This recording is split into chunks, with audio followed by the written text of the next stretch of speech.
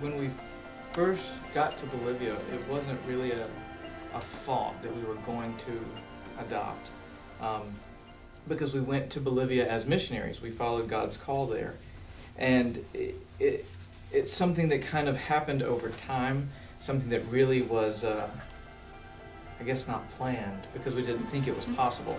And then eventually we found out that it was possible to adopt there as missionaries.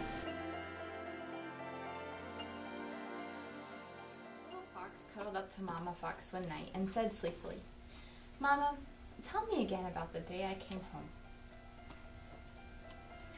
"Oh yes," Mama said with a smile. "That is my favorite story of all. When God found us you, it made me the happiest mother in the world." "Just by coming home?" Little Fox asked with a yawn. "Especially by coming home," Mama said. "For so long I dreamed of you," she said, snuggling closer. "About me?" "About you.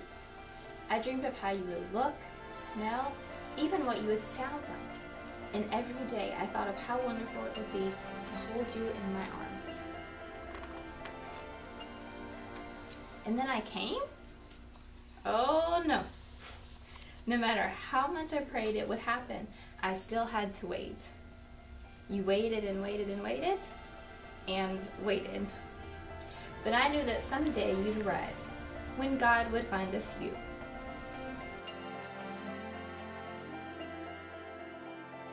"Did you ever want to give up?" Little Fox asked. "Sometimes," Mama said, rubbing Little Fox's cheek with hers. "But I trusted that God knew you, and knew me, and knew when we would fit perfectly together." Little Fox paused. How come I couldn't stay with the mother who had me? She must have had very big reasons to give up. She must have had thought that it was best for you. Did she have furs like mine, and eyes like mine?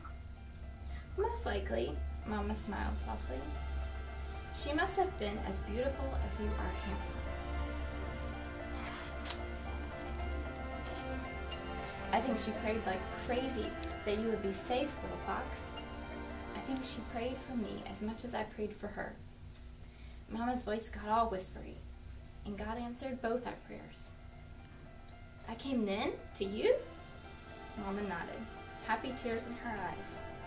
"You came then. When God found us you made me the happiest mama in the world." Little Fox smiled and then thought for a moment. "Mama, will you be my forever mama?" "Always and forever, no matter what," she promised. "This is where you belong. Here with me, my sweet child."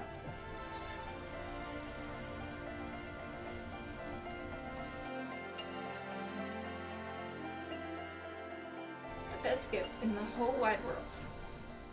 I will always love you and treasure you, and celebrate the day you came, the day that God found us you.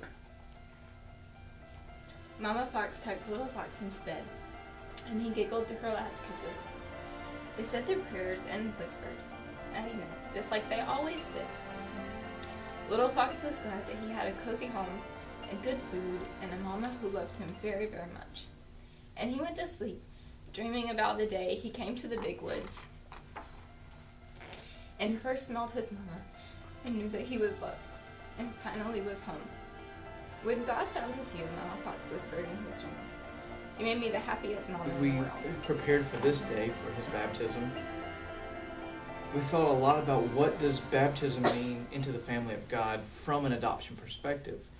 And there are profound theological points that can be made or that could be talked about. But I think the most important part is that God always loves us. God always accepts us no matter what. To me, baptism is about celebrating being a part of the family of God.